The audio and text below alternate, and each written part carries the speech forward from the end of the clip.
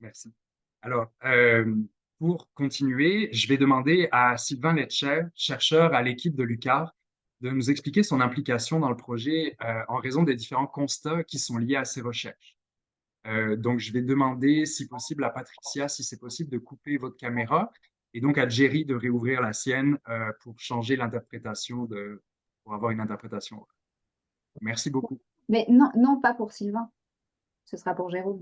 Sylvain, désolé, excusez-moi, oui, excusez-moi, je me suis trompé. Désolé. Merci Thomas. Dans le fond, je suis Sylvain Letcher, professeur en sciences de l'éducation à l'Université du Québec à Rimouski.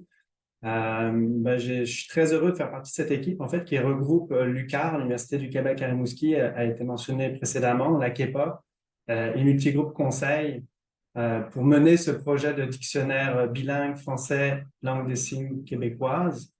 Plusieurs partenaires donc, ont été mentionnés par Thomas précédemment, j'y reviendrai pas, mais je les remercie tous ces partenaires.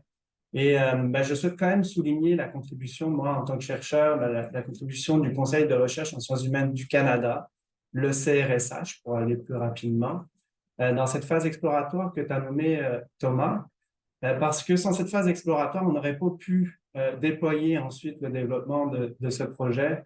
Donc, c'est fait avec une collaboration, notamment avec Tariq Mohamed Moutakali, ingénieur donc, en intelligence artificielle à l'UQAR, mais aussi Audrey Dupont. Je souhaite souligner sa participation aussi tout au long du projet, ces deux chercheuses.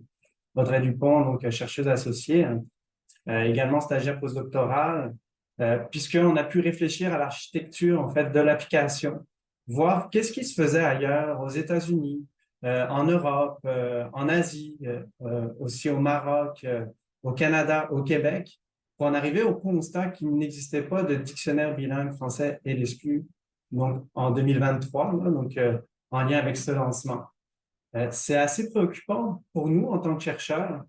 Bon, là, on a mis en avant cet aspect donc d'interface qui permet une recherche par mot, par signe, mais aussi une définition qui est associée, la possibilité pour l'utilisateur d'intégrer aussi une variante régionale. Donc, on fait ce constat que, dans le fond, il n'y avait pas encore de dictionnaire. Pourtant, les recherches montrent, en fait, actuellement que certains élèves sourds vivent de l'isolement.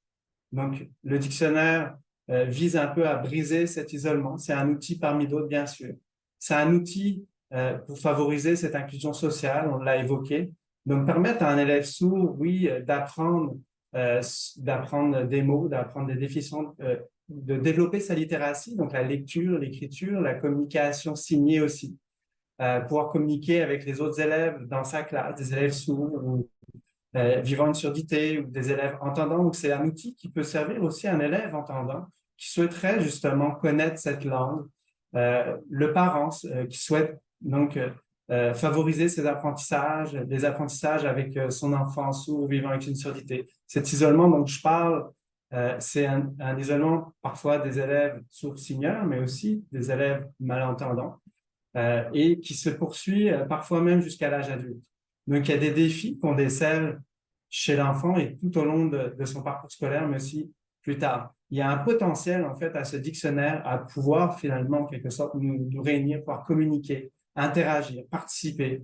Ça a été mentionné par Chantal, ça a été mentionné aussi par les autres communicateurs.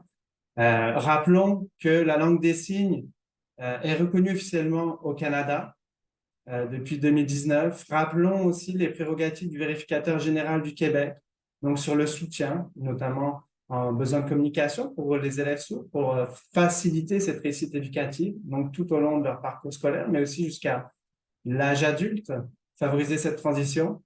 Et en fait, cette initiative a été, en quelque sorte, ce besoin de soutien en communication est ressorti aussi des initiatives de la KEPA, en collaboration avec l'UQAR, dans le cadre d'un forum social en éducation réalisé en 2021-2022, et qui révèle en fait que ce dictionnaire peut répondre à un besoin crucial en matière d'inclusion sociale de ces enfants, de ces jeunes. Merci beaucoup. Merci à vous.